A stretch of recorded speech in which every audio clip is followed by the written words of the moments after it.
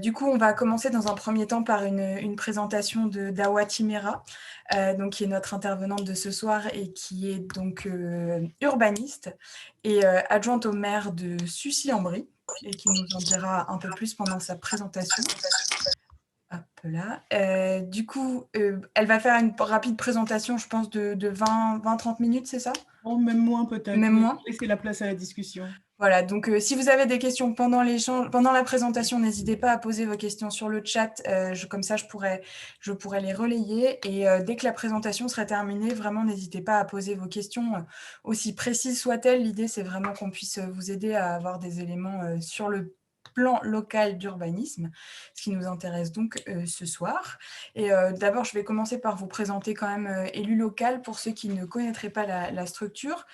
Donc, on est le premier réseau de femmes élues en France, fondé par Julia Mouzon en 2012. Donc, c'est un réseau au démarrage qui est vraiment tourné autour des femmes élues. Messieurs, ne le prenez pas mal. L'idée, c'est voilà, on organise des événements régionaux et nationaux autour des femmes élues et on a des réseaux dans des départements qui sont donc tournés autour des femmes élues pour qu'elles se rendent compte qu'elles aient du soutien et de l'accompagnement entre pairs. AIRS, bien sûr. Et en parallèle, on est un organisme de formation transpartisan et indépendant. On organise des formations sur différentes thématiques, dont l'urbanisme, bien sûr. On a des choses autour de l'urbanisme, de la communication, des finances locales, les délégations des droits des femmes. Voilà, on organise des formations évidemment en présentiel. On continue pour le moment parce que c'est autorisé. Et en distanciel. Donc, n'hésitez pas si vous avez des besoins. Mes collègues Armel et William, les conseillers pédagogiques d'élu local, sont parmi nous et ils se présenteront à la fin de notre rencontre. Du coup, je vais laisser donc la place à Awa. Alors, votre micro est coupé. J'ai coupé tout le monde, peut-être. Oui, voilà, ça y est. Bonsoir tout le monde. Eh ben, écoutez, ravi de vous avoir en ligne. Donc, on va parler du PLU. Le PLU dont tout le monde entend parler, mais sans vraiment le maîtriser quand on n'est pas à cette délégation-là ou quand on n'est pas praticien. En tout cas, voilà, c'est avoir quelques informations. Ça ne sera peut-être pas exhaustif, mais c'est avoir des informations et l'appréhender comme outil majeur de l'urbanisme de votre territoire. C'est un outil qui a des incidences, quelle que soit sa délégation, qu'on retrouve à tous les niveaux. Par exemple, l'élu la petite enfance qui aura sa crèche à réaliser, il aura affaire à l'urbanisme parce qu'il lui faudra une autorisation pour pouvoir sortir le bâtiment de la crèche. À la voirie, pareil, faire les bateaux sur une maison individuelle, etc., on aura souvent affaire à l'urbanisme. Donc, c'est un outil qui est à la croisée des chemins, dont il ne faut pas avoir peur.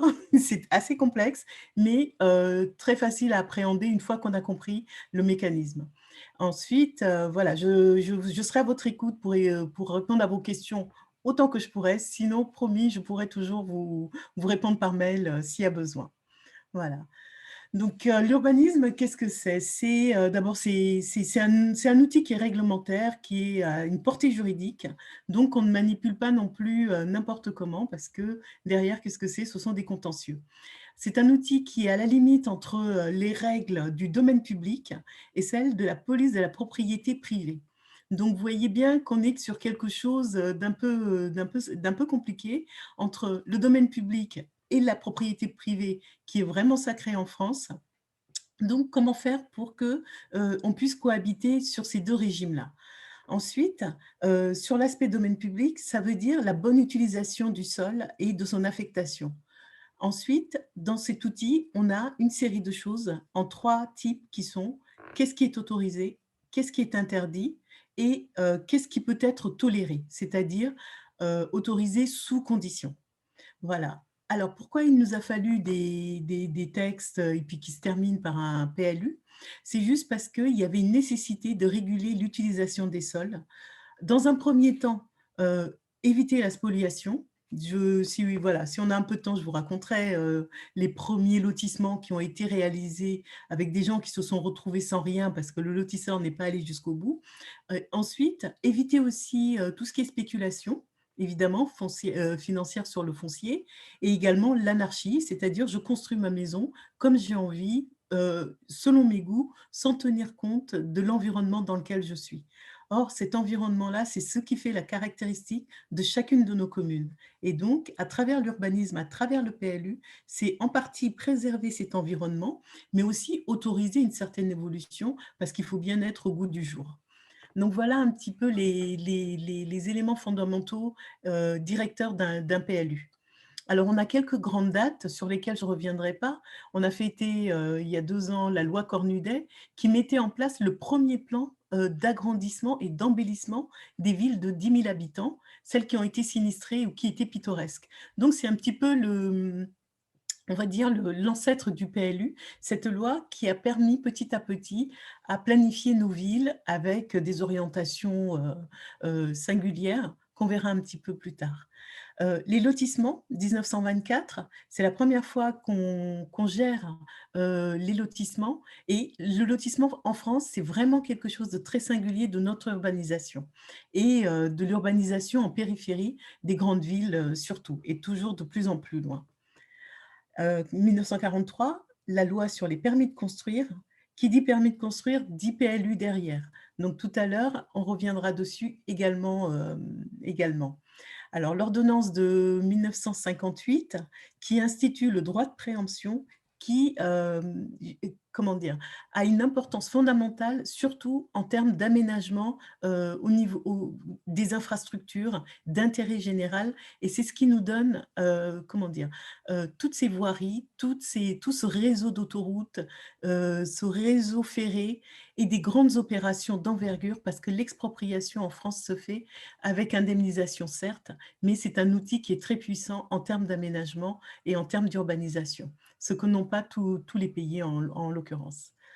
Ensuite, par rapport à nous, les collectivités, au niveau des communes, la loi la loi de décentralisation de 82 est très importante parce que les communes peuvent instruire directement leur permis de construire et avoir une main sur l'aménagement et l'urbanisme de leur commune. Donc ça, c'est un élément vraiment fondateur également à l'échelle communale.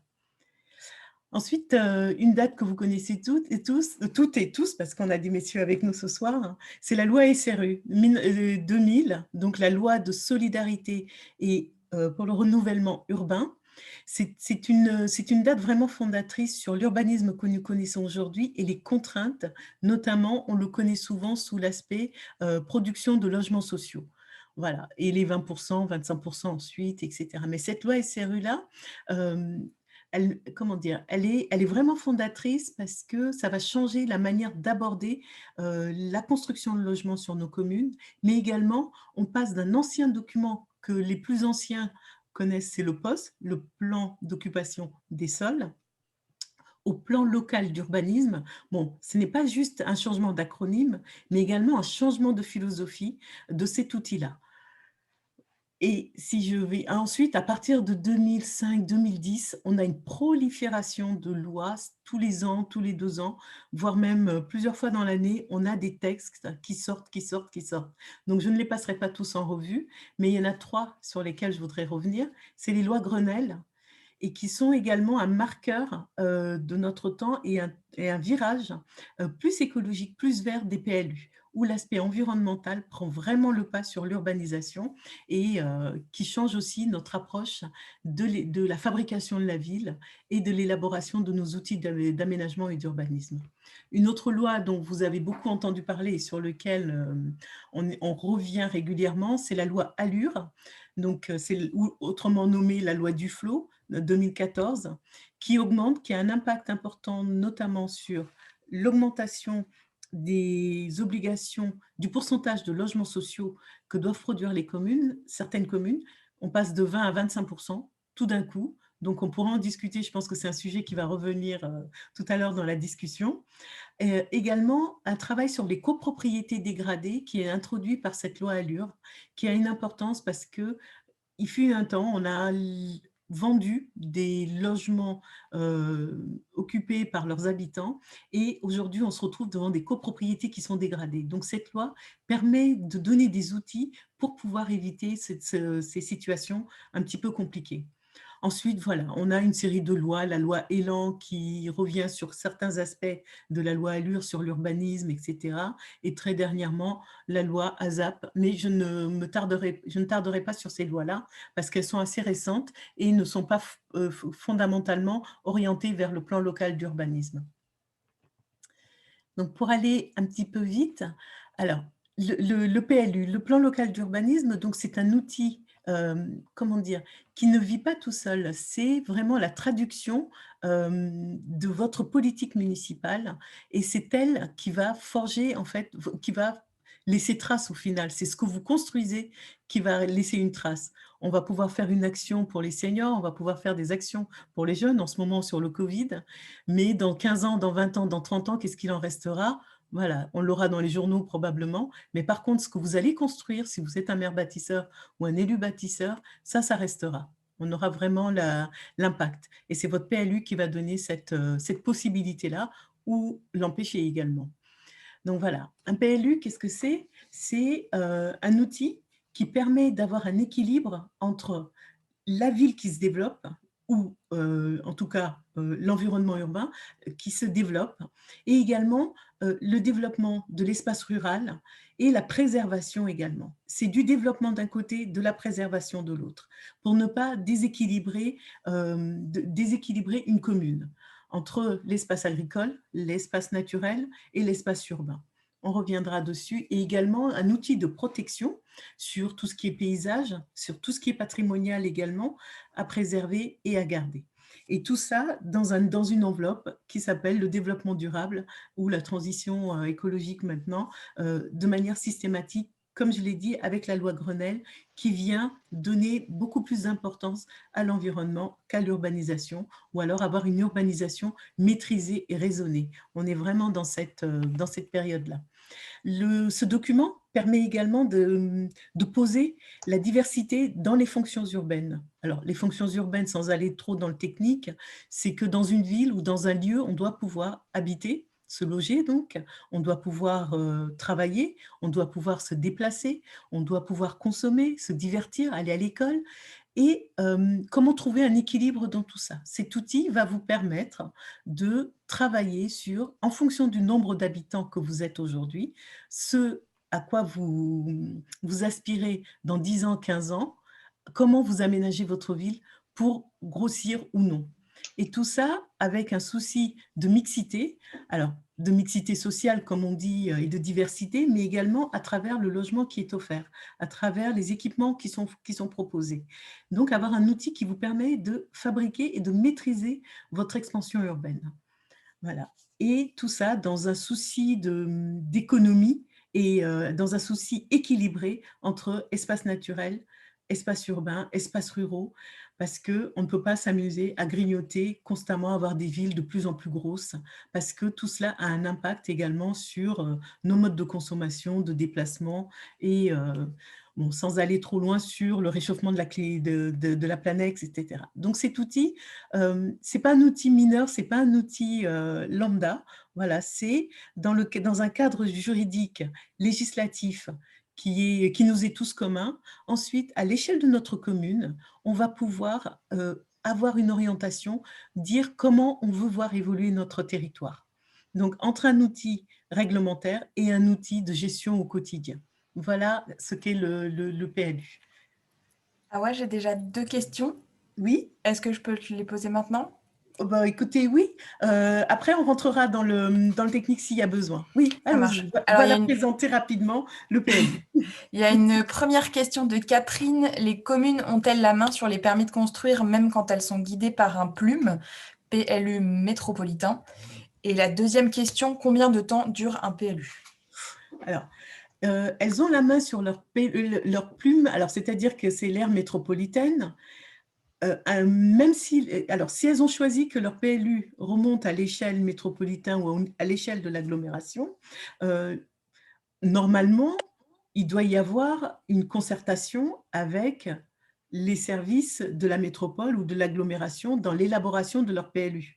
Normalement, les communes ne sont pas complètement extraites ou complètement éloignées de leur PLU parce que c'est elles les expertes de leur territoire.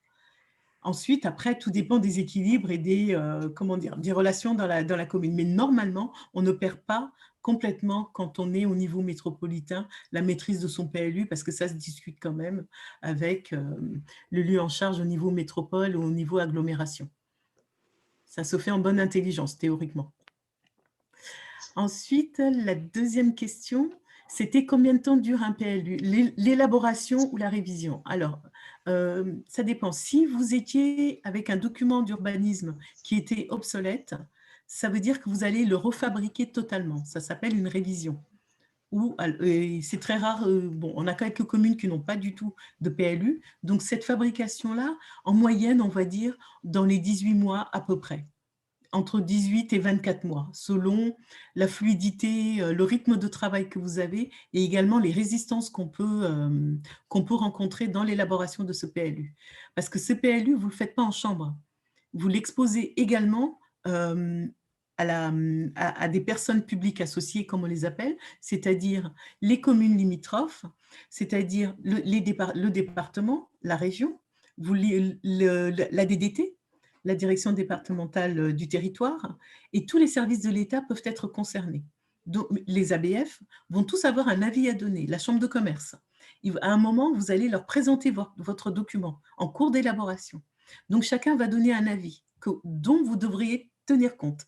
Ensuite, vous avez également toutes les associations qui sont de droit associées à l'élaboration de ce PLU. Pour peu que vous rencontriez des oppositions, des tensions, évidemment, ça peut mettre beaucoup plus de temps.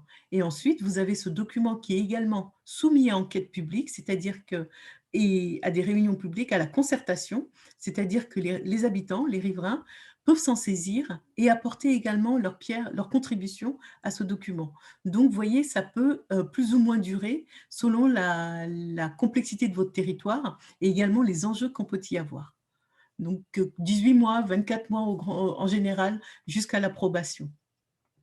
Et puis, autre sujet aussi, c'est en interne également à l'équipe municipale, on peut avoir des oppositions de vue sur la stratégie d'élaboration du PLU également. Donc, vous voyez, ça peut varier d'une commune à l'autre. Ensuite, un PLU peut être, il n'est pas figé, une fois qu'il est élaboré, il peut être modifié. Et cette modification est beaucoup plus courte pour s'adapter à un projet, pour adapter aussi des règles qu'on avait mises peut-être il y a 2 ans, 3 ans, et il y a un nouveau projet qui arrive, il faut s'adapter. Ou alors parce qu'il y a des règles dont on se rend compte que quand à l'usage, qu'elles ne sont pas suffisamment serrées ou alors trop laxistes, à l'expérience, on modifie le PLU. Donc là, on est sur des temps beaucoup plus courts. 3 mois, 6 mois en général pour une modification, parce qu'il y a tout un processus réglementaire qui est derrière et auquel on ne peut pas échapper. Est-ce que j'ai répondu, Catherine? Oui. A priori, on a plein d'autres questions qui sont arrivées entre-temps. Bon, je ne sais pas si vous voulez continuer la présentation ou Non, répondons aux questions, oui. Alors, on a une question, peut-être que Laurence de Thiers voudra la préciser. Plume, PLUI, PLU, ça fait 3 documents. Si oui, lequel prime? Non, il n'y a pas 3 documents. C'est-à-dire que quand vous êtes à l'échelle du plan local d'urbanisme, à l'échelle de la métropole ou de l'agglomération, votre PLU local, en fait, il est absorbé par ce document de niveau supérieur. C'est le PLU intercommunal, en fait. Il absorbe le vôtre. Les deux ne coexistent pas. Voilà. Ok, donc par exemple, s'il y a un PLUI qui est en train d'être, qui va être réalisé, oui, ça supprimera le PLU qu'il y avait dans la commune. Tout à fait. Votre PLU sera intégré dans le PLUI. D'accord. Et je vous invite à être vigilante. Oui, je vous remercie d'information. Voilà. Alors ensuite, on a 2 questions autour du SCOT. Peut-être qu'il faudra décrypter pour les non-connaisseurs comme moi. Quelle articulation du PLU avec le SCOT et faut-il tenir compte du SCOT dans la révision du PLU? J'imagine que c'est à peu près. Alors pour les uns et les autres, le SCOT, c'est le schéma de cohérence territoriale. C'est un super PLU à une échelle beaucoup plus grande, à une échelle d'une agglomération, voire de plusieurs agglos.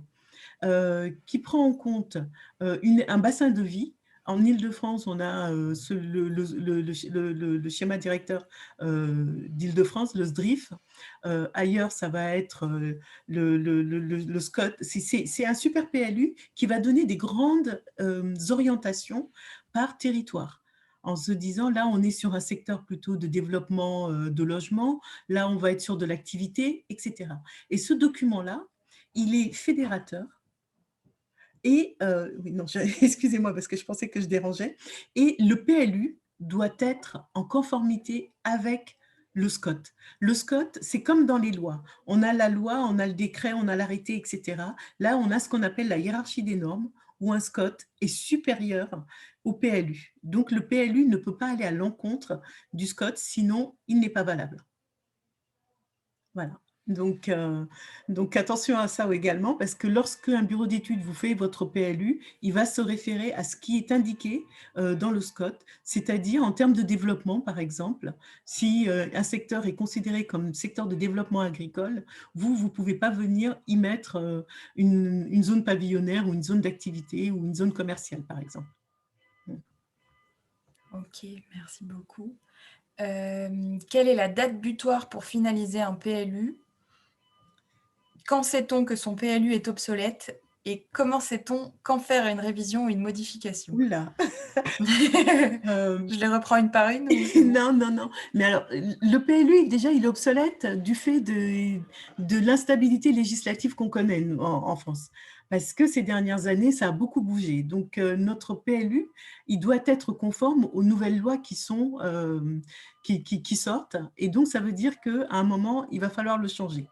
Ensuite, quand vous voyez que votre PLU, en termes d'aménagement, en termes d'urbanisation, vous êtes un petit peu coincé et que vos projets, vous ne pouvez pas les réaliser sans avoir à faire systématiquement des modifications, ça veut dire que votre PLU est obsolète. Ensuite, il peut y avoir une volonté de se dire, moi, je ne veux pas que ça se développe chez moi, je ne bouge pas, je laisse mon PLU comme ça. Ça peut être une stratégie. J'en connais certains qui ont opté pour cela. Comme ça, ils n'ont pas de construction nouvelle, etc. Ils sont limités. Ensuite, votre PLU, il peut être obsolète aussi, parce que dans le PLU, vous avez des zones auxquelles vous avez donné une vocation, en disant ce sera une opération d'aménagement qui est programmée, voilà comment on l'a imaginé. Et quand vous allez déclencher cette opération-là, il va falloir changer, modifier le PLU à ce moment-là. Ensuite, votre PLU peut être obsolète également parce que vous changez complètement de stratégie et que vous voyez qu'aujourd'hui, par exemple, on a des divisions de terrains, de parcelles à l'intérieur de la commune qui naît aussi d'une époque où on demandait des grandes parcelles pour autoriser des constructions. Et aujourd'hui, qu'on n'a plus le droit, avec la loi Allure, d'interdire les divisions de découpage de foncier, aujourd'hui, on se rend compte qu'on doit réviser nos PLU pour les rendre un tout petit peu plus contraignants, pour limiter ces découpages-là, pour peu qu'on n'en veuille pas, évidemment. Si ça ne nous dérange pas, ce n'est pas grave, mais si on ne veut pas voir des parcelles de 200 mètres carrés ou de 150 mètres carrés sur nos communes avec des façades de 7 mètres pour entrer dans les parcelles, évidemment, là, on peut le modifier. Après, par rapport à votre projet municipal, également, s'il n'est pas en conformité, s'il ne correspond pas et s'il n'est pas opérationnel, il ne peut pas être mis de manière opérationnelle en œuvre, avec le PLU que vos prédécesseurs ou que vous aviez avant, évidemment, là aussi, il est obsolète. Voilà. Alors, j'ai une question là. Les habitants ont-ils moyen librement d'avoir accès au PLU? Absolument. Vous êtes obligé de leur laisser accès et d'ailleurs, il doit être sur votre site internet et c'est un document qui est public, que vous ne pouvez pas le cacher de toute façon, simplement parce qu'ils en ont besoin. Lorsqu'ils ont un projet, par exemple, de construction, ils doivent se conformer à ce PLU. Donc, ils y ont accès obligatoirement. Ça, c'est quand le PLU il vit. Quand le PLU est en élaboration, ils y ont accès aussi parce que vous serez obligé de le soumettre à l'enquête publique, donc ils auront le consulté aussi. Donc, c'est un document qui est public totalement. Et alors, une précision de la question, y a-t-il une loi pour obliger le maire à le faire? Alors, il n'y a pas de loi qui dit vous allez faire un PLU. Par contre, il y a une loi qui pousse à le faire. Parce que si vous n'êtes pas en PLU, vous avez les règles nationales d'urbanisme qui s'appliquent à vous. C'est-à-dire que la spécificité que vous voulez donner à votre commune en termes de construction, vous ne l'aurez pas. Bonsoir, bonsoir les enfants. Donc, vous êtes, comment dire, la loi ne vous obligera pas à faire le PLU, mais en revanche, si vous n'avez pas de document d'urbanisme, à minima une carte communale et le mieux le PLU, en termes d'aménagement, vous allez avoir quelques contraintes et quelques difficultés pour pouvoir œuvrer sur votre territoire. Voilà. J'ai perdu Clémence. Non, non. Du coup, il y a quelqu'un qui repose la question. Y a-t-il une loi qui oblige le maire à publier le PLU? Je pense que c'était… Ah non, mais de toute façon, c'est un document administratif qui est public, donc le maire est obligé effectivement de le publier. Hein. Ça, il ne peut pas le cacher dans un coffre-fort et, et jeter la clé, non. Alors, visiblement, chez Peggy Plus, les habitants ont difficilement accès au PLU, donc il doit y avoir une difficulté Alors particulière dans ces communes. ça arrive parfois. Bon, après, il suffit d'écrire au maire normalement, mais de toute façon, il n'y a même pas besoin de lui écrire. Le PLU est un document public et dans la mesure où vous avez un projet ou je ne sais quoi, évidemment qu'il est obligé de le mettre à disposition. Et si vous n'y avez pas accès, bah, écoutez, vous avez un préfet localement, c'est de le saisir pour avoir ce document. Alors, petit bémol quand même, c'est lors de l'élaboration du PLU, effectivement, tant qu'il n'est pas approuvé, entre guillemets, il n'est pas, il ne rentre pas en vigueur. Il n'est pas opposable. C'est quand il est en élaboration, qu'on vous fasse des chicayas pour ne pas vous le donner lorsqu'on est en train de l'élaborer, bon, ça peut arriver. Et là, vous aurez difficilement gain de cause si vous le réclamez. En revanche, une fois qu'il entre en vigueur, qu'il est approuvé, eh ben, là, vous pouvez y avoir accès de plein droit. Chez nous, il est accessible en ligne. Oui, tout à fait. On a plein de questions qui arrivent, du coup. Alors, quelle tolérance pour un projet de micro-crèche qui serait accolé à l'école du village, sachant que l'école se trouve maintenant dans la lisière des 50 mètres de la forêt voisine? Y a-t-il une notion de projet d'intérêt général? Alors, pour une crèche, il y a une notion d'intérêt général. Sauf si vous avez déjà 7 ou 8 crèches et qu'elles ne sont pas remplies. Là, l'intérêt général est à rechercher. Mais puisque c'est en général, pour les équipements publics, on arrive à obtenir certaines dérogations, pourvu que l'intérêt général soit démontré. Mais pour une crèche, en général, voilà, c'est quand même difficile de s'y opposer. D'accord. Peut-on intégrer la notion de bail amphithéotique? Dans un PLU? Non. Alors, peut-être que Laurence peut nous préciser sa question. Oui, oui, c'est bien la question, voilà. C'est bien la Parfait. question. Non, en fait, dans le PLU, ce sont les règles qui s'appliquent à chaque parcelle de votre territoire. Les règles de construction et d'utilisation. En revanche, les règles de mise à disposition, avoir un bail sur une parcelle qui soit précis dans le PLU, ça, je ne l'ai jamais vu. Et je pense que ce n'est pas le lieu pour le faire. Vous avez parce que votre PLU est découpé en zones. La zone urbaine, la zone naturelle et les zones agricoles. Après, vous avez des zones à urbaniser dans le futur. Par exemple, dans les zones à urbaniser dans le futur, vous pouvez avoir des parcelles, c'est-à-dire une ZAC par exemple, ou un lotissement. Vous pouvez avoir une parcelle sur laquelle les modalités de gestion ou de gestion de cette parcelle-là, ça va se régler dans d'autres documents que le PLU. Parce que le PLU a une portée générale quand même. Et c'est quel document, s'il vous plaît, si vous avez... Alors, ça va être dans votre compromis de vente, dans le compromis de vente, par exemple. C'est là-dedans que vous allez le trouver. Ou alors, dans le cahier des charges de cession de votre foncier, ce type de choses. Mais dans le PLU, non, ce n'est pas un document qui est fait pour cela. Merci. On a une autre question, si je la retrouve. Pouvez-vous nous parler du principe de dent creuse? Alors, la dent creuse. La dent creuse, en fait, en urbanisme, alors, juste pourquoi la dent creuse? Parce que dans la loi Allure, le principe qui est instauré, c'est d'arrêter d'ouvrir à l'urbanisation de plus en plus de terrains en dehors de ce qu'on appelle l'enveloppe urbaine.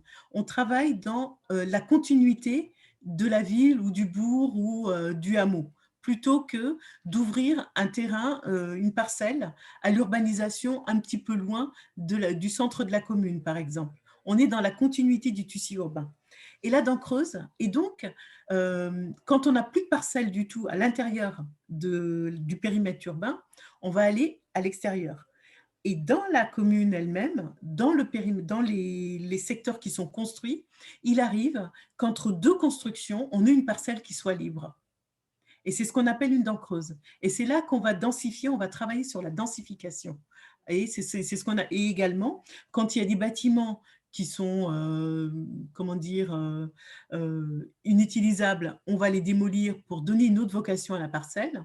Ou alors des bâtiments qui sont en friche, qu'on va réaffecter avec d'autres usages. Tout ça pour éviter l'extension démesurée de l'urbanisation comme on a pu le faire. À une époque, on parlait de mitage aussi, c'est-à-dire en pleine forêt, quelqu'un va construire sa maison parce qu'il est chez lui. Donc aujourd'hui, c'est plus compliqué de faire cela. Voilà. La dent creuse, c'est une parcelle entre deux constructions dans la zone urbaine. Tu vois ? Laurence nous demande qui décide des permis des OIN gérés par des EPA. Alors pour les novices, il faudra... Oh là, c'est très technique. Alors, dès lors qu'on a un OIN, ça va être un OIN, c'est une opération d'intérêt national. Donc, ça veut dire que ce n'est pas à l'échelle de la commune que les choses se jouent. Elle va être invitée autour de la table, bien évidemment, parce qu'elle est quand même chez elle. Hein, et puis, il y a un minimum de courtoisie à avoir à l'égard des maires. Mais ça va être au niveau de l'établissement public d'aménagement que ça va se gérer, que le projet va se faire. En revanche, le maire, quand même, aura voix au chapitre sur le permis. Et normalement, c'est le préfet, généralement, ça dépend du type d'opération qu'on aura, mais ça peut être aussi au niveau du préfet que le permis sera délivré. Un peu comme certains équipements publics, c'est pas au niveau communal que ça se fait. Voilà. Mais vous êtes invités autour de la table. Et quand on est dans un périmètre comme Orsay, sur le plateau d'Orsay, dans une opération d'intérêt national, effectivement, là, la commune perd un petit peu la main sur le projet ou sur les projets qui sont réalisés. Merci. Sandrine Thiebaud nous demande est-ce qu'une communauté de communes peut faire un PLU ou un SCOT? Si oui, les décisions qui sont prises s'imposent-elles à toutes les communes de la communauté de communes? Alors, la communauté de communes, selon sa taille, mais en général, c'est plusieurs intercommunalités pour faire le SCOT. En revanche, elle peut faire un plan local d'urbanisme intercommunal, un PLUI.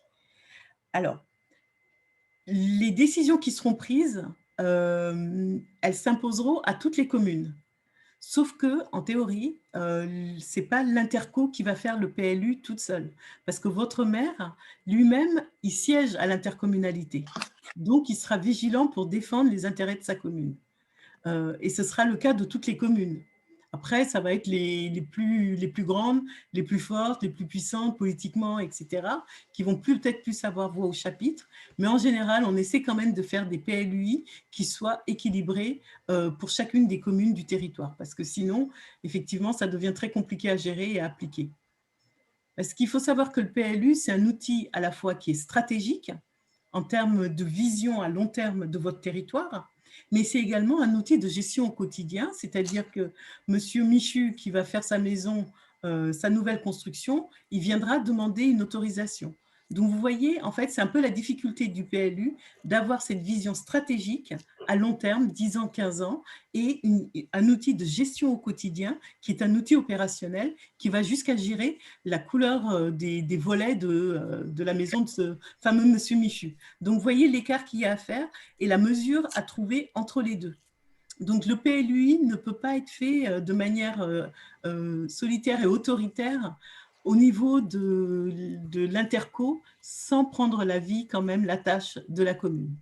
En tout cas, voilà, ça peut être un peu plus tendu, hein, entre les communes de l'interco, évidemment, ça, on le voit, on le vit au quotidien. Mais en tout cas, voilà, il faut que vous soyez vigilants aussi par rapport à la vocation qu'on veut donner à votre commune dans l'intercommunalité. Ça aussi, c'est quelque chose qui se travaille au niveau du PLU. Voilà. Alors, Peggy a une question un peu plus complexe à mon sens. Quand on révise le PLU, comment être sûr que le PLU est élaboré pour le bien des habitants et pas pour favoriser certains élus du Vous voulez conseil? qu'on se fâche? Je vais pas me faire je vais pas me faire d'ennemis. Non, mais de toute façon, bon, enfin, philosophiquement, comment dire, on est là pour l'intérêt général quand on est élu. Donc, un PLU ne peut pas être fait juste pour l'intérêt d'un seul élu. Ça, on peut l'essayer, mais ça ne peut pas passer. Simplement parce que vous allez présenter votre PLU aux habitants, vous allez présenter votre PLU au préfet en révision, comment dire, au contrôle de légalité également. Donc, s'il y a des choses qui sont un peu biscornues, elles seront visibles. Elles seront visibles tout de suite. Après, je ne dis pas que ça n'existe pas, mais c'est à chaque élu et à chaque citoyen, j'allais dire, d'être vigilant et de participer à l'élaboration de ce document-là. Effectivement, il peut arriver que, bon, sur des secteurs où le foncier est disponible et que ce soit, par exemple, un agriculteur qui est de belles parcelles, etc., ben voilà, il était en zone A, c'est-à-dire agricole, et qu'on essaye de le transformer en zone à urbaniser, ça peut arriver. Mais aujourd'hui, passer de l'agricole, par exemple, à la zone urbaine U, la zone urbaine, c'est de plus en plus difficile et beaucoup plus compliqué. Parce que les instances agricoles, comment dire, la commission départementale qui veille à la consommation des espaces agricoles a un rôle beaucoup plus important depuis 2014. Et ils ont l'œil bien ouvert et bien vigilant sur les PLU qui sont faits, par exemple. Donc, pour favoriser un élu, bon, ça peut arriver, mais ça peut quand même se contrôler et se limiter. D'accord, c'est bon à savoir. Question de Pierrick, pouvez-vous nous parler de la loi Allure en quelques mots? La loi Allure. Quelques mots, Alors, challenge. comment dire, c'est la loi qui est venue supplanter la loi SRU de 2000. La loi Allure, la loi d'accélération pour le logement et l'urbanisme augmente. Excusez-moi, j'ai un trou de mémoire. Voilà, à force de l'appeler Allure, je vous enverrai l'intitulé. Rénover. Comment? Rénover. Voilà. Accès au logement, urbanisme rénové. Rénover, voilà. Alors, l'objectif était de limiter la consommation foncière avant tout. C'est là qu'on est vraiment en plein dans le PLU complètement vert et où l'environnement a pris le pas sur l'urbanisme. C'est ce que je vous disais tout à l'heure. Elle a institué un certain nombre de règles, notamment sur le PLU, où elle institue la suppression de la limite de taille de parcelle. C'est un des impacts majeurs de la loi Allure hein, en ce qui concerne le PLU. La suppression de la taille minimum de parcelle. C'est l'article 5 dans les règlements. Ça veut dire quoi? Ça veut dire que autrefois, dans les documents d'urbanisme, on disait si votre parcelle ne fait pas 2000 m², dans tel secteur de la ville, vous ne pouvez pas construire. Et du coup, ça permettait de maîtriser un petit peu l'urbanisation et d'avoir quelque chose, voilà, comme on en a envie en tant que maire et la vision qu'on a de notre commune. Il y a des endroits où c'était 5000 m² de terrain pour limiter la constructibilité.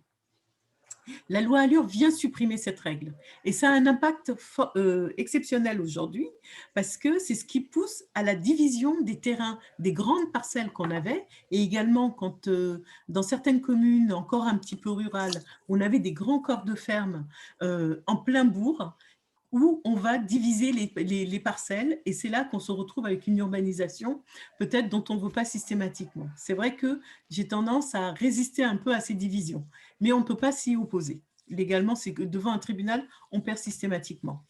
C'est également la loi qui va venir supprimer ce qu'on appelle le coefficient d'occupation des sols, le COS. C'est un des articles qui donne des capacités à construire sur votre terrain. C'est-à-dire, quand on a un COS de 0,3, on a le droit de construire par la règle de 3 beaucoup plus que, par exemple, si vous avez 100 mètres carrés, vous pouvez aller jusqu'à 130 mètres carrés, par exemple. Donc, elle vient supprimer également ça. Donc, ça veut dire qu'elle renforce la capacité à construire et à densifier à l'intérieur de l'enveloppe urbaine. Elle vient instituer également les études environnementales qui sont beaucoup plus strictes, beaucoup plus complexes et fouillées que ce qu'on avait avant. C'est elle aussi qui institue cette commission départementale de la consommation des espaces agricoles également. Et aussi les 25% d'application immédiate de logements sociaux au lieu de 20% qu'on avait avant. Et ce qui engendre une certaine difficulté pour les communes qui se sont trouvées du jour au lendemain en carence. Parce qu'on sait très bien que pour construire une opération de logement, ce n'est pas du jour au lendemain. Il faut un certain temps, voire un temps certain. Donc, voilà rapidement sur la loi Allure. Elle a également un impact sur tout ce qui est numérique également, et puis aussi à faciliter tout ce qui est implantation de panneaux solaires, ce type de choses qui peuvent avoir un impact paysager et également sur l'esthétique aussi de nos villes. Voilà rapidement sur la loi Allure ce que je peux vous dire. Et aussi, elle libère aussi, elle donne des outils nouveaux en termes d'aménagement et de construction. Par exemple, on peut avoir des permis construire un immeuble participatif à plusieurs, par exemple, on se met à 5 ou 6, on achète une parcelle et on construit un immeuble un petit peu participatif avec des espaces partagés, par exemple la buanderie, le jardin, etc. Donc, elle facilite un petit peu ce type de choses. Et également sur les copropriétés, elle vient mettre un certain nombre de règles pour éviter qu'on arrive à des dégradations comme on peut en connaître dans certaines communes et le mal logement. Donc, et les attributions également de logements il y a les commissions d'attribution de logements, etc. Donc, un petit peu rapidement, mais là, je sors un petit peu du PLU. Mais en tout cas, sur le PLU, il y a eu un impact assez important, oui. Merci beaucoup. Il y a plein de questions qui sont arrivées entre-temps. Alors, notre communauté de communes a effectué des modifications sur le PLUI. Est-ce normal? Oui, tout à fait. C'est ce que je disais tout à l'heure, c'est qu'un PLU, une fois élaboré, approuvé, n'est pas figé, il évolue. Et ces évolutions-là peuvent être des modifications, peuvent être des révisions. Donc, on est tout à fait en droit pour s'adapter à un projet ou pour être un petit peu vigilant sur certains secteurs parce qu'on se rend compte qu'il y a des appétits sur ce secteur-là, de verrouiller un petit peu ou alors de lâcher un petit peu de mou sur certains autres secteurs. Donc, un PLU se modifie, oui, effectivement. Mais il y a des règles à respecter, bien évidemment. Voilà, il y a un cadre qu'on doit respecter et des étapes, etc. Et cela, par contre, là-dessus, vous pouvez être vigilant, évidemment. En cas de création d'une ZAP, y a-t-il un règlement qui vient compléter le PLU? Une ZAP? Oui. Y a-t-il un règlement qui vient compléter le PLU? Alors, théoriquement, la zone, je pense que c'est la zone d'aménagement concerté que voulait écrire la personne, la ZAC. C'est une opération, en fait, qui vient s'inscrire dans le PLU. Donc, il y a un règlement spécifique à la ZAC qui va augmenter les hauteur, de donner plus de constructibilité ou une certaine forme urbaine, etc. Des exigences qui peuvent être différentes du PLU. Mais théoriquement, dans votre PLU, ce secteur en ZAC est déjà esquissé. Et du coup, quand vous le précisez, quand ça devient un véritable projet, il va venir s'insérer dans le PLU existant. Donc, votre PLU, dans ce cadre, est modifié pour prendre en considération cette opération. D'accord, merci. Un droit de préemption limité à 80 000 € est passé à 1 million, je crois, si je compte bien le nombre de zéros, pour un futur projet immobilier. Est-ce normal? Alors, le PLU ne règle pas le montant du droit de préemption. le PLU va instituer le droit de préemption sur certains secteurs de la commune. Voire, voilà, en général, c'est sur des secteurs où on a l'intention de faire des projets. Et que quand il y a une vente qui s'opère, il y a une déclaration qui est faite par le vendeur pour dire j'ai l'intention de vendre ma maison, par exemple, dans tel secteur. Du coup, si c'est un secteur où la commune a un projet à développer, elle va se porter acquéreur de plein droit et prioritaire sur cette maison. En revanche, le PLU ne va pas dire le montant, parce que le montant du bien qui sera vendu, il sera fixé normalement, alors soit il se fixe de gré à gré, mais quand même, dans un souci de bonne gestion des deniers publics, on va demander au domaine, au service des domaines, qui est un service des impôts, qui va donner la valeur de ce bien. Il va le transmettre à la commune, et la commune, en fait, va faire une proposition en sachant quel est le prix de ce bien. Après, voilà, c'est une question de négociation ensuite, hein, mais en général, on part quand même du prix des domaines. Et le PLU ne peut pas dire ce secteur vaut tant ou tant, parce que ce serait un jeu de Monopoly sinon. Et Annie-Laure Billon nous dit « Nous sommes dans une petite commune et il y a des dents creuses dans les villages de la commune, alors que ce sont des terrains qui ne sont pas exploités. Que peut-on faire au niveau de la commune pour que ça change ?» Alors, dans la mesure où vous êtes vraiment dans le village au cœur du bourg, ça veut dire que vous êtes dans un périmètre, dans la zone U de votre commune, donc la zone urbanisée, donc la zone où on peut construire. Donc, ces dents creuses-là, alors vous pouvez, si les parcelles ne vous appartiennent pas, vous ne pouvez pas y faire grand-chose. En revanche, vous pouvez fixer des règles dans le PLU qui permettent la constructibilité, par exemple, mais tout en gardant quand même l'identité de votre bourg. Mais de manière autoritaire, sauf à acheter ces terrains-là, ces dents creuses-là, évidemment, vous ne pouvez pas obliger les gens à construire s'ils ne veulent pas construire. Mais par contre, c'est une bonne stratégie de se dire on construit à l'intérieur du village avant d'aller construire dans les hameaux ou dans l'extension du village. Oui. Merci. N'hésitez pas, hein, si vous voulez compléter vos questions, si jamais je ne rentre pas assez dans les détails ou si c'est trop loin de la réponse que vous attendez, n'hésitez pas. Merci Awa pour cette capacité de sauter d'une question à l'autre, je vous trouve remarquable. On a une question de Socha Fenot qui nous dit « Lors d'une révision allégée pour un projet de nouveau logement sur un site précis, les habitants pourront-ils faire des demandes de révision ponctuelles personnelles, comme par exemple passer une parcelle de A vers U lors de l'enquête publique ?» Peut-être que Socha peut nous apporter des précisions sur le projet. Alors, je veux bien qu'on reprenne la question parce qu'elle était un peu longue. Bonjour. Allez-y. La question, bonjour. La question, c'est nous avons à la mairie un projet particulier qui va demander une révision allégée. Il va y avoir une enquête publique. Est-ce que du coup, les citoyens vont pouvoir poser une question pour une question personnelle qui n'a rien à voir? Est-ce qu'elle sera examinée? Alors, dans le cadre de l'enquête publique pour la révision du PLU, on peut poser toutes les questions qu'on veut. Et en général, les questions qu'on pose, c'est celles qui nous concernent nous directement. Voilà. Et donc, du coup, le commissaire enquêteur, il répondra à cette personne-là. Mais vous aurez une série de questions qui vous seront posées après à travers l'enquête publique. Et vous devez y apporter des réponses. Si le commissaire enquêteur a la réponse, bon, il va l'apporter, mais théoriquement, les questions qui sont posées, c'est à la commune d'apporter les réponses. D'accord. Voilà. Donc, tout le monde, n'importe quel citoyen peut venir poser ces questions, même de la commune d'à côté. Hein. Ah, d'accord. Oui, tout à fait. C'est une enquête publique. D'accord. Très bien. Merci beaucoup. Est-ce qu'il y avait d'autres questions? Oui, tout à fait. Alors, Sandrine Novazic, la compétence urbanisme est-elle une obligation pour l'agglomération? Oui, malheureusement.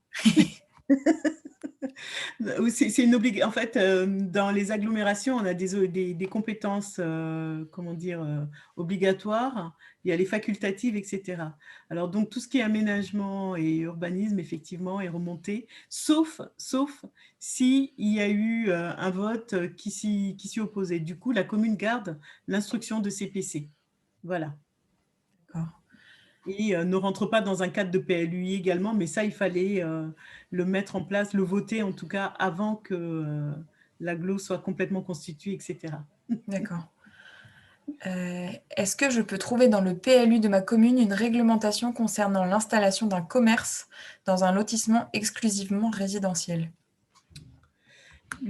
Alors, le PLU, ce que je disais tout à l'heure, il dit ce qui est autorisé, ce qui est interdit et ce qui est autorisé sous condition ou toléré. Donc, normalement, vous avez plusieurs documents dans le PLU, dont ce qu'on appelle le règlement et un plan de zonage. Dans le plan de zonage, vous avez des périmètres qui peuvent être des zones urbaines, des zones agricoles, des zones naturelles, des zones à urbaniser.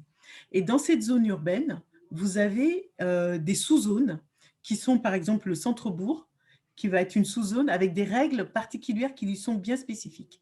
Vous allez avoir ce qu'on a en périphérie, les hameaux, vous allez avoir les quartiers pavillonnaires. Si dans le PLU, il est écrit que ce n'est que du résidentiel et que le commerce y est interdit, il ne pourra pas y avoir de commerce.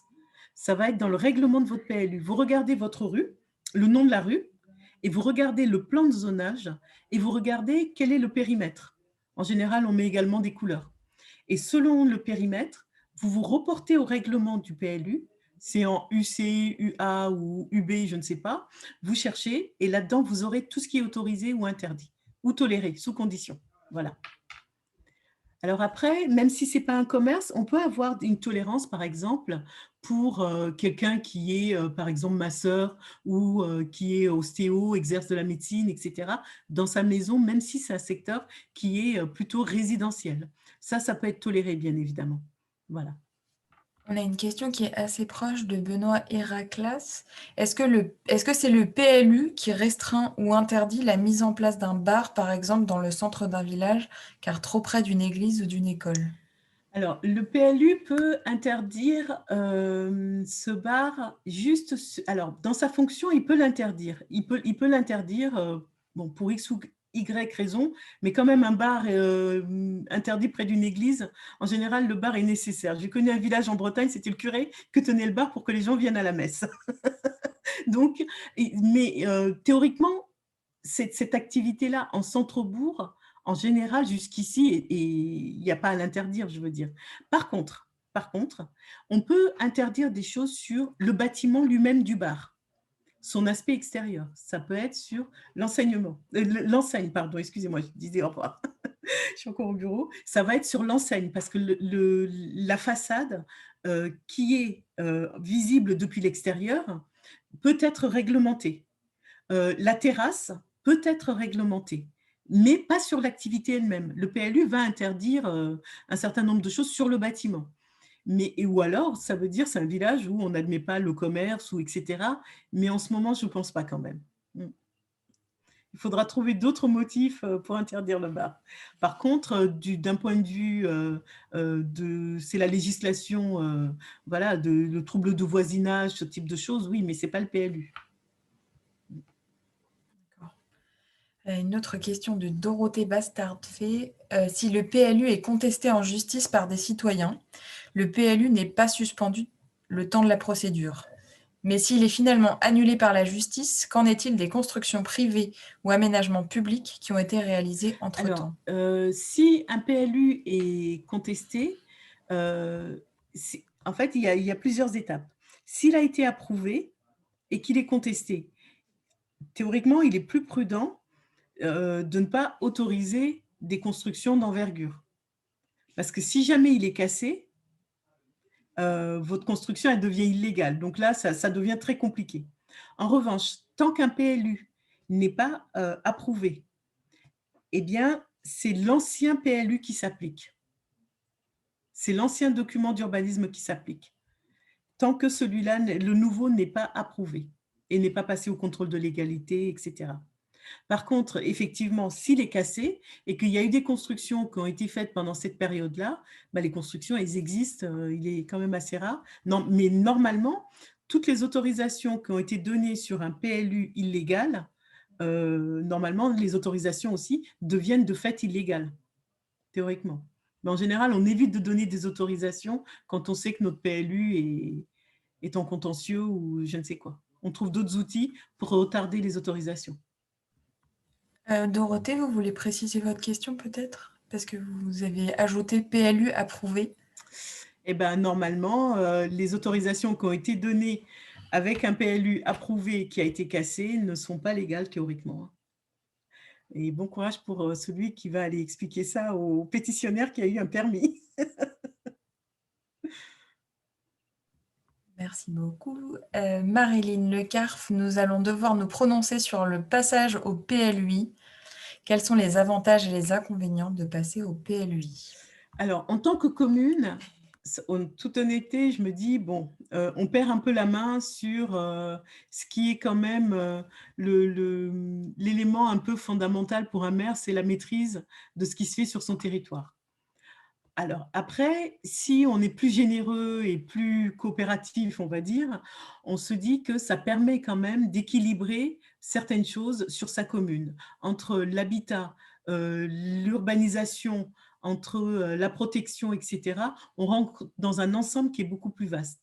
Donc là, honnêtement, ça dépend vraiment de la posture qu'on a vis-à-vis des intercommunalités d'une part, et également le sort qui est réservé à notre commune. Parce que souvent, on perd, par exemple, les capacités de construction, le foncier qu'on avait en réserve. Souvent, il y en a pas mal qu'on perd un petit peu, qui devient plus urbanisable, parce qu'on raisonne à l'échelle intercommunale en se disant, il y a 100 constructions, par exemple, à faire sur les 10 ans à venir, on les répartit sur l'ensemble des communes, par exemple. Donc, tout dépend de la taille de votre commune et de votre capacité à vous porter tout seul et à vous développer tout seul ou pas. Mais effectivement, dans une intercommunalité, bon, on n'est plus seul au monde à faire ce qu'on veut, entre guillemets, sur son territoire. Donc, là, merci. C'est une petite commune, mais en fait, là où on se pose la question, c'est que de toute façon, on est lié au SCOT, qui est plus gros que nous. Et finalement, avec le SCOT, on perd aussi nos capacités à décider pour nous. Alors, c'est vrai qu'il avait été envisagé que le PLUI puisse remplacer les SCOT dans certains... Parce que là, on se retrouve avec une superposition de 2 documents d'urbanisme quand même à des échelles assez grandes. Sauf que le SCOT, il n'est pas à la parcelle quasiment. Il ne va pas regarder parcelle par parcelle ce qui va se passer. Il va regarder par grand secteur, par grande zone, en fait, ce qui se passe sur votre territoire. Et le SCOT aussi se conforme à la législation qui est de dire il faut tant de logements à l'hectare, aussi toujours dans cette idée de densification. Donc, alors que le PLUI, quand même, il est à un niveau un petit peu plus fin normalement. Il se substitue à votre PLU, à votre plan local d'urbanisme, à vous, à votre commune. Donc, c'est là qu'il est beaucoup plus contraignant, moi je trouve, enfin, personnellement, que le SCOT. Le SCOT, quand même, on est sur des grandes nappes, on est sur des grandes plaques de toutes les couleurs sur une carte, alors que là, le PLUI, c'est autre chose. C'est vraiment de la gestion également de votre territoire. D'accord, merci. Oui. Merci beaucoup, Marilyn. Donc, il y a Jocelyne qui demande « Ne peut-on être plus souple avec les amendes à payer quand le taux d'accroissement de la population est important et que les logements sociaux n'ont pas atteint les 20 ou 25%. » Aïe, aïe, aïe. Bah là, c'est l'État. Et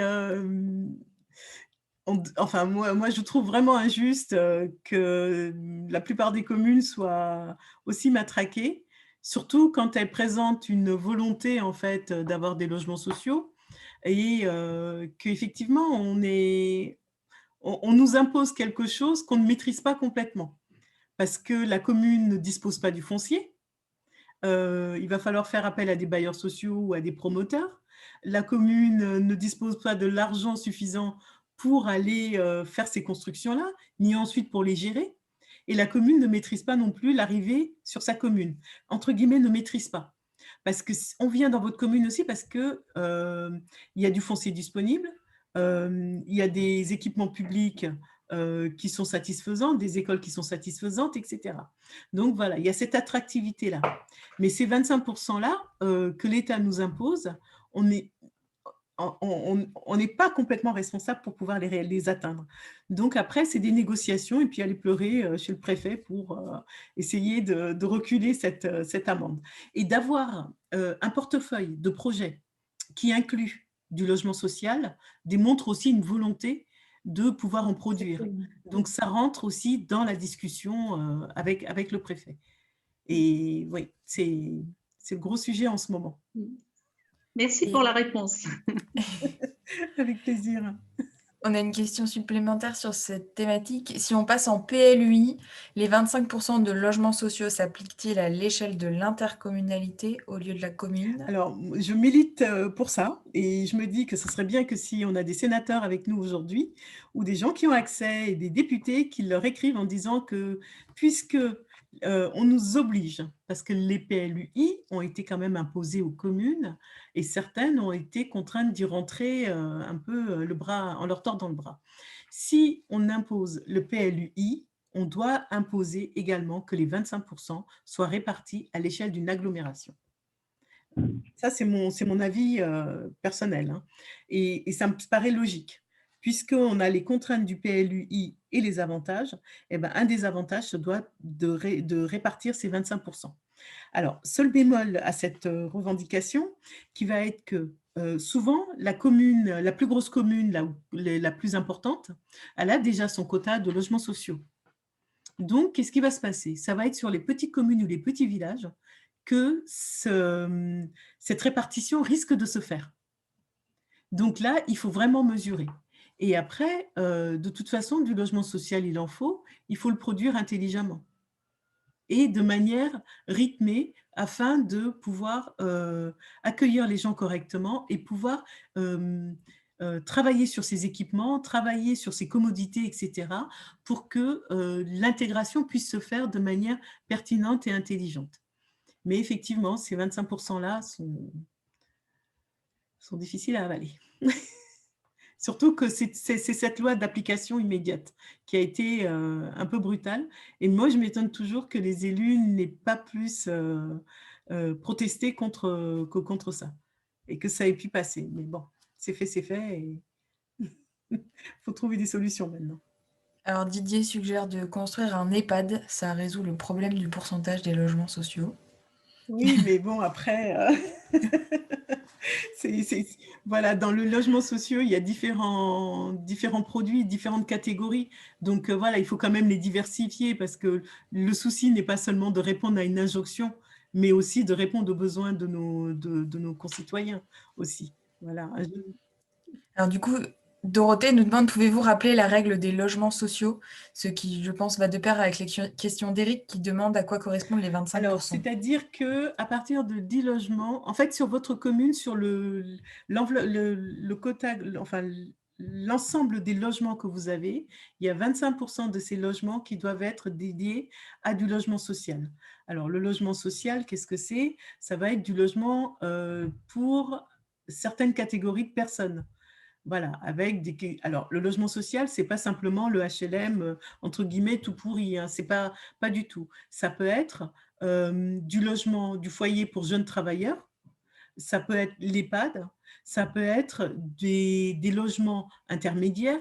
Après, c'est des questions de revenus pour que tout le monde puisse s'y loger, trouver à se loger. Donc, il y a vraiment une très vaste gamme de logements sociaux. Donc, voilà, c'est là-dessus qu'il faut travailler et ensuite travailler sur l'équilibre sur notre commune de la répartition sur les catégories, les typologies de logements sociaux. parce que chacun, sur nos trajectoires de vie, on a ce qu'on appelle un parcours résidentiel. Quand on commence dans la vie et qu'on sort de ses études, on n'a pas tout de suite la maison de 200 mètres carrés avec jardin, etc. Donc, on va peut-être avoir besoin d'un studio et ensuite, on est en couple, on a des enfants, etc. Et quand on vieillit, le grand âge, on perd de son autonomie, on va aller en EHPAD probablement. Donc, tout ça, ça fait partie de ce qu'on appelle le parcours résidentiel. Et il faut pouvoir offrir cela. Donc, ces 25%-là, selon la taille de votre commune, vous êtes soumis à 20 ou 25% de ces logements sociaux. Voilà, c'est le seuil de population qui vous oblige à cette obligation. Ensuite, il avait posé une autre question. À quoi correspondent les 25%? Voilà, donc c'est un pourcentage du nombre de logements que vous avez sur votre commune pour peu que vous rentriez dans les critères. Alors, du coup, on a 2 autres questions. Est-ce que c'est pour toutes les communes, même les petites? Et est-ce que ça dépend du nombre d'habitants? Est-ce qu'il y a un seuil, voilà. du coup? Si vous êtes considéré comme un village, c'est-à-dire 1500 ou 1800 habitants, voilà, et donc vous y êtes soumis soit à 20, soit à 25, selon le secteur où vous vous trouvez. Il y a également des zones qui sont sous tension ou pas, donc les quotas et puis les répartitions sont également différentes. Et ça, dans votre PLU, de toute façon, comment dire, c'est pas votre PLU qui va régler ce problème-là. C'est une obligation de portée nationale, donc c'est pas le PLU qui va le régler. En revanche, votre PLU, ça va se traduire sur des obligations, par exemple sur les places de stationnement. Si c'est du logement social, dans votre PLU, vous ne pourrez demander qu'une place au lieu de 2 ou 3 places selon la taille de la construction, par exemple. Donc, il y a quand même un petit impact derrière à prendre en considération. Eric demande si on peut décider du type de logement pour ces 25%. La règle qu'on nous impose aujourd'hui, c'est une répartition sur du très social, du moyennement social et puis du haut de gamme, entre guillemets. Voilà, on est sur des clés de répartition plutôt que, si vous êtes monotype, à mon avis, ça ne passera pas. Et de toute façon, ça ne passera pas parce qu'il faut ouvrir la palette sur les différentes… Et il y a également l'aspect accession sociale également qui rentre dans ce contingent qu'il faut prendre en considération. Merci. Je crois qu'on a terminé sur les logements sociaux. En général, ça suscite beaucoup de questions. Oui, j'ai l'impression. Une autre question de Peggy. Est-ce que l'ABF peut interdire que des terrains passent constructibles près d'une église? Alors, l'ABF ne pourra pas interdire qu'un terrain devienne constructible près d'une église. Il ne pourra pas l'interdire. En revanche, la construction, il va avoir un œil très ouvert dessus et très exigeant. C'est là-dessus qu'il pourra. Si le terrain dont vous me parlez, c'est par exemple un jardin de curé, par exemple, ou un cœur d'îlot qui était protégé ou qui est à protéger, qui a une certaine valeur patrimoniale, évidemment, l'ABF là pourra intervenir. Mais si, par exemple, tout à l'heure, on parlait des dents creuses, si pas loin de l'église, on a un terrain qui est vide, évidemment, oui, là, on pourra construire. Par contre, il aura un regard sur la construction qui sera faite. Par exemple, pour préserver les vues sur l'église, pour ne pas la masquer, pour avoir une construction qui soit en harmonie, etc. Donc, oui, ce sera à ce moment-là, oui. D'accord, merci. Peggy précise, pour savoir où on en est en quantité de logements sociaux, il faut se référer aux données de l'INSEE. J'imagine que vous… Oui, tout à fait. Confirmez. Il y a des enquêtes régulières, donc les données de l'INSEE vous fournissent les données, où est-ce que vous en êtes en termes de logement. Et puis après, on a des bases de données aussi, plus ou moins privées ou publiques, accessibles en tout cas, qui vous donnent votre quota de logements sociaux. Et de toute façon, vous êtes en proximité avec les bailleurs qui vont vous donner le nombre de logements qu'ils ont et la typologie de logements également qu'ils ont. Et alors, j'ai une dernière question. Non, c'est toujours pas la dernière. Y a-t-il des experts entreprises villes qui sont reconnus pour avoir des idées qui vont dans le sens de la transition écologique et sociale pour s'en inspirer dans le cadre d'une modification du PLU? Je vous les donnerai en off. C'est soit qu'il y a de la… Voilà. Vous enverrez un petit message, voilà, et puis elle vous donnera des tuyaux non, vous avez sans enregistrement. Ils sont tous à la pointe de ces choses-là. Après, voilà, il y a des sensibilités esthétiques, etc., différentes, mais tout le monde est un peu, comment dire, on est tous aux aguets sur ce type d'innovation, bien sûr. Et alors, la dernière, cette fois-ci, que j'ai sous les yeux, est-ce que par le PLU, on peut mettre des réserves sur des terrains privés? On peut mettre des contraintes, oui. Mais alors, c'est à manier avec prudence parce que les recours, voilà, sont toujours, c'est toujours le risque. Mais on peut mettre des réserves. Par exemple, un terrain qui se trouve sur un sentier piéton ou un chemin rural, on peut y émettre des réserves sur la constructibilité, voire la rendre inconstructible. On peut limiter la construction qu'il peut y avoir. Par exemple, en augmentant le pourcentage de surface libre, par exemple, ce type de choses. Donc, il y a toujours des moyens de limiter en fait la construction. Et c'est un peu aussi l'objectif, hein, selon la commune qu'on veut avoir, le visage urbain, l'ambiance urbaine qu'on veut avoir. Alors, visiblement, de nombreuses personnes sont preneuses de vos tuyaux. Non, mais bon. Après, voilà, on ne peut pas empêcher les gens de construire parce que voilà, il faut bien qu'ils logent quelque part. Mais l'idée derrière tout ça, c'est préserver quand même l'ambiance de votre commune, préserver son identité et surtout, plus une commune grandit, bah, plus on perd le lien social aussi et plus il vous faut d'équipements, etc. Donc tout ça, ça a un coût. Donc voilà, le PLU, il permet aussi d'anticiper toutes ces contraintes. Et voilà, c'est un outil fabuleux. Alors, bah voilà, j'allais dire, je vous propose... Alors, 2 dernières questions, donc arrêtez-vous. Alors, on a 4 questions qui viennent d'arriver. Je pense qu'on va les prendre et après, on va s'arrêter là. Donc, Peggy, peut-on prévoir en fonction du développement d'une ZAC des terrains pour développer des structures publiques, salles des fêtes par exemple? Tout à fait, oui. On peut tout à fait, dans le périmètre de la ZAC, on peut prévoir la construction d'équipements publics. Après, voilà, il faudra juste regarder la manière dont on les finance et la participation de la commune, si c'est un équipement public d'intérêt communal, comment la clé de répartition financière se fait. Mais tout à fait, oui, bien sûr. Dans le cadre d'une zone à risque hydrogéologique, résurgence de sources et instabilité des terrains, peut-on mettre des règles dans le Bien PLU? sûr, oui.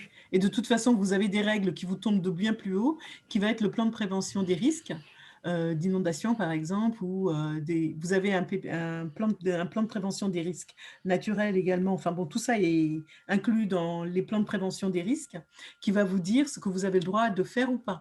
Et votre PLU devra s'y conformer de toute façon.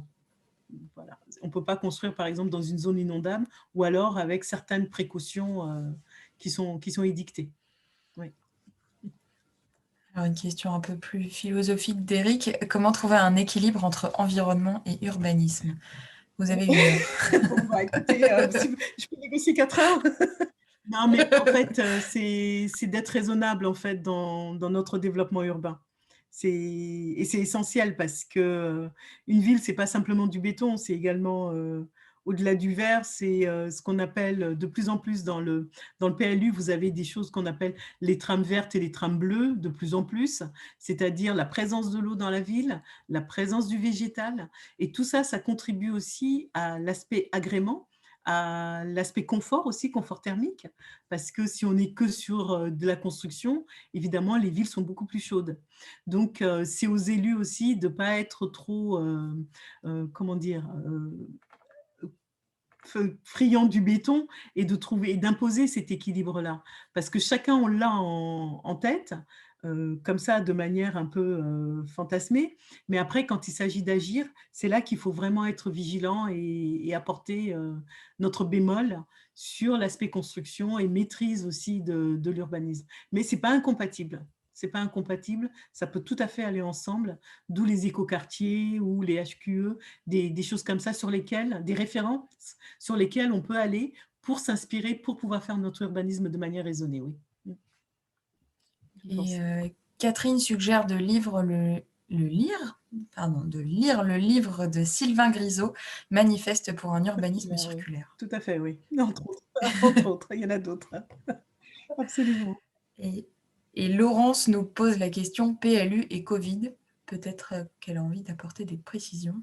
Alors, comment la Covid peut avoir un impact sur le PLU? C'est une interrogation que j'ai. Et je Ça partage peut- aussi, hein. Je partage. Et en fait, c'est vrai que quand on voit qu'on densifie énormément, Mm, on voit les limites en confinement aussi de ce que. tout à fait, Voilà. Et je absolument. pense à la vie du quart d'heure, je pense aussi à l'autonomie. Et voilà. Et c'est du coup, par rapport au PLU, je m'interroge un peu comment on pourrait faire évoluer. Alors, je me dis que déjà sur le logement, c'est peut-être de généraliser l'espace extérieur, c'est-à-dire le balcon, la terrasse ou en pied d'immeuble, le jardin partagé, par exemple. On a été confinés, on n'avait pas le droit de sortir, d'aller dans les parcs. Mais si dans l'enceinte de son immeuble ou de l'ensemble de son voisinage, on a des cœurs d'îlots où il y a un petit square, un petit jardin, où on peut descendre à tour de rôle nos enfants, ou une cour, simplement, par exemple, ça, c'est un élément d'urbanisme. Ça peut être également que les logements, il puisse y avoir un petit balcon qui puisse, mais ça veut dire aussi réduire peut-être la taille des logements. Donc là, c'est des discussions à avoir aussi avec les promoteurs. Mais effectivement, c'est une véritable question qui se pose.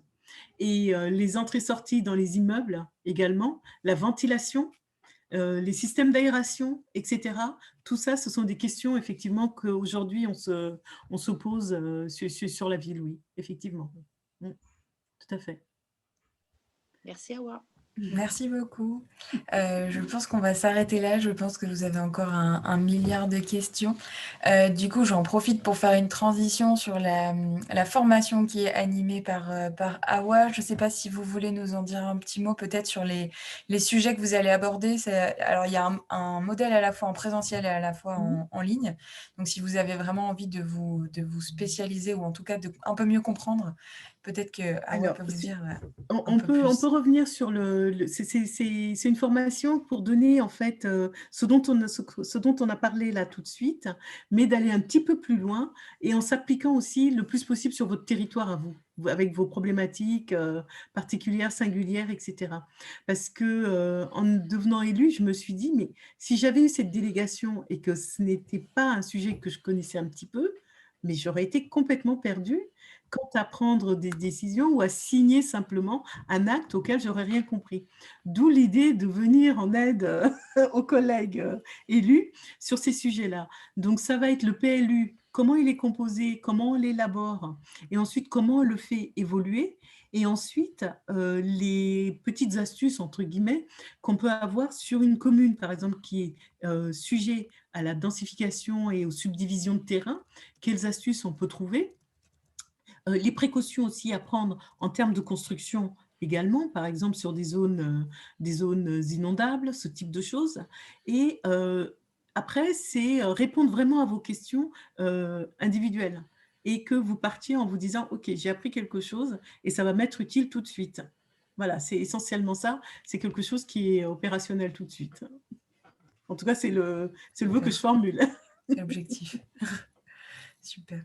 Alors du coup, si ça vous intéresse, si vous souhaitez vous inscrire, demain, je vous enverrai un mail avec le replay de ces échanges. On vous enverra peut-être s'il y a Awa à nous conseiller des recommandations de lecture, je vous enverrai ça aussi. Et si vous souhaitez vous inscrire à la formation, Armel et William qui sont dans les parages, peut-être peuvent se présenter. Je vous donnerai leurs coordonnées, n'hésitez pas à les contacter. Ce sera avec plaisir. En tout Bonsoir cas, d'avoir été utile. Vas-y, Armel. Bonsoir à toutes et à tous. Donc, effectivement, William et moi sommes vos conseillers pédagogiques et formation. Alors, William pour la partie sud de la France et moi-même pour la partie nord. Voilà, et nous sommes à votre écoute pour vous accompagner dans votre montée en compétences. Donc, si vous souhaitez approfondir la thématique de l'urbanisme, voilà, n'hésitez pas à nous contacter. Comme vous a dit Clémence, vous aurez nos coordonnées dans le mail qui partira demain. Et Awa Timera pourra répondre à toutes vos questions. Donc, à très vite.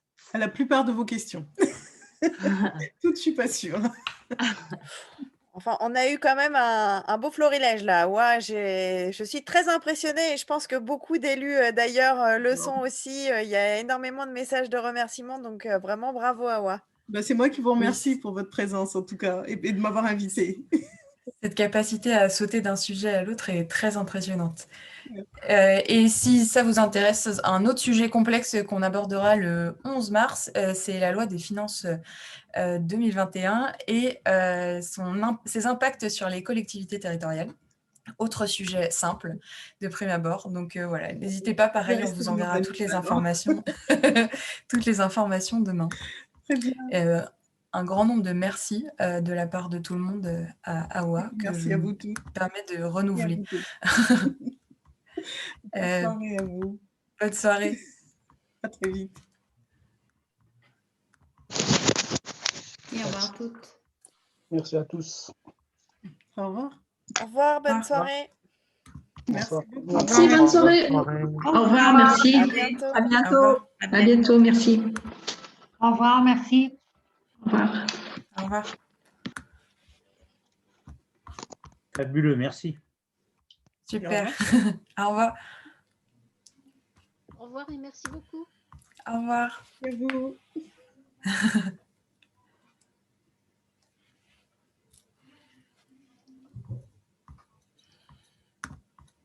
C'est trop sympa ces visios, j'adore. Sympa, parce qu'il y en avait des questions.